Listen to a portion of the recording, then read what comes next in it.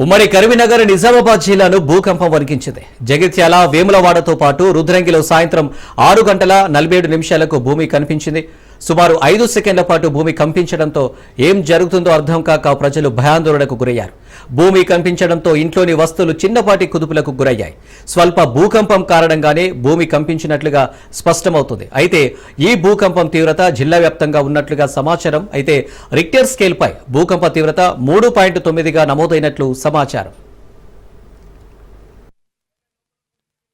ఉమ్మడి కరీంనగర్ నిజామాబాద్ జిల్లాను భూకంపం వణికించింది. జగిత్యాల వేములవాడతో పాటు రుద్రంగిలో సాయంత్రం 6:47 భూమి కంపించింది.